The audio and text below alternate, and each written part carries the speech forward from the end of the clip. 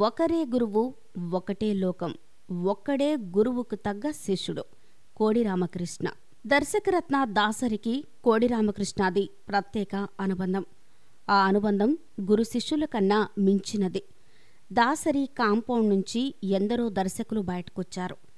కానీ కోడి రామకృష్ణ వాళ్ళందరిలోకి ప్రత్యేకం. కోడి రామకృష్ణ ప్రతి విజయం తన విజయంగా భావిస్తారట దాసరి. కారణం, కోడి రామకృష్ణ అంటే మరెవరో కాదు, తనలో ఒక భాగంగానే భావించేవారట దర్శకరత్న. ఏదైనా కోడి రామకృష్ణ సినిమా హిట్ అయితే ఇది మన కాంపౌండ్ సినిమా, సెలబ్రేట్ చేసుకుందామా అనేవాళ్లట దాసరి. ఒక వేదిక మీద దాసరి నారాయణరావు కోడి రామకృష్ణను ఆకాశానికెత్తేశారు.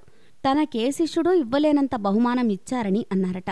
దాసరి నారాయణరావు శతాధిక చిత్రాల దర్శకుడైతే ఆ దర్శకుడి శిష్యుడు కూడా ఓ శతాధిక చిత్రాల దర్శకుడు కావడం గర్వకారణంగా చెప్పుకొచ్చారు దాసరి.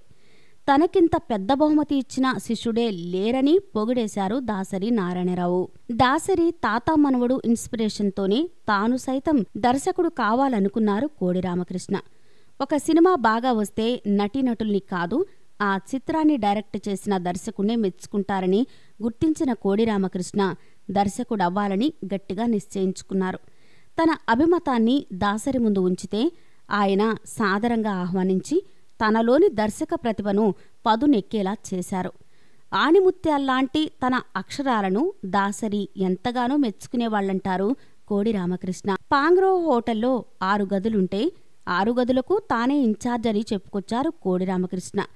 ఆ హోటల్ ఫుడ్ తనకు పడకపోతే మరో మెస్సులో టికెట్లను ఇప్పించి అక్కడికెళ్ళి తినమనేవాళ్లట దాసరి. అవి కూడా తాను వాడలేకపోయేవాణ్ణని, తనకంతా తీరుబాటే ఉండేది కాదని అన్నారు కోడి రామకృష్ణ. ఆఖర్లో తానా టికెట్లను పేదలకిచ్చి వాళ్ల ఆకలి తీర్చడంలో సంతృప్తి చెందానని అంటారు.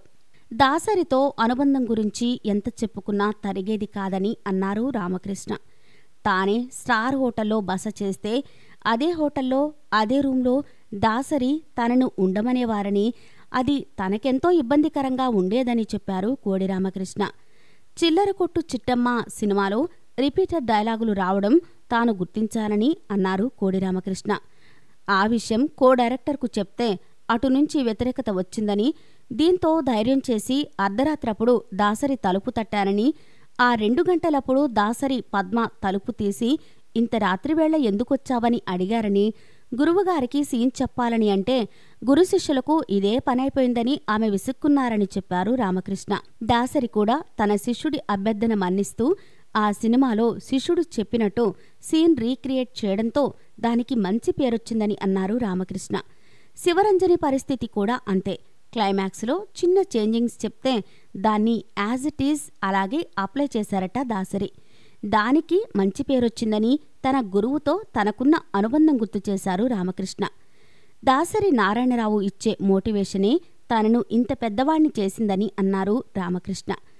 కాలం పులిలాంటిదని, మన చేతిలో ఉండే యాపిల్ పండును తినేయాలని తన గురువు ఎప్పుడూ అంటుండేవారని, అలా తాను దాసరి నారాయణరావు మాటలతో ఎంతగానో స్ఫూర్తి చెంది ఈ స్థాయికి వచ్చానని అన్నారు రామకృష్ణ.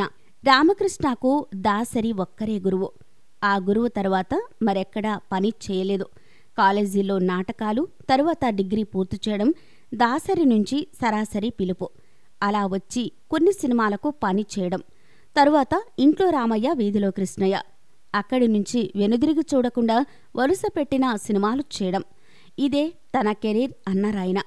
ఇన్నేళ్లపాటు తాను సినిమాలు చేసుకుంటూ రావడంలో ఎంతో క్రమశిక్షణ, అంతే ఖచ్చితత్వం, వేగం, దాని ద్వారా అద్భుతమైన పనితనం ప్రదర్శించే అవకాశమిచ్చిందని, లేటు వయసులోనూ హిట్లిచ్చే సత్తా వచ్చిందంటే అదంతా దాసరి నుంచి నేర్చుకుందే అన్నారు రామకృష్ణ.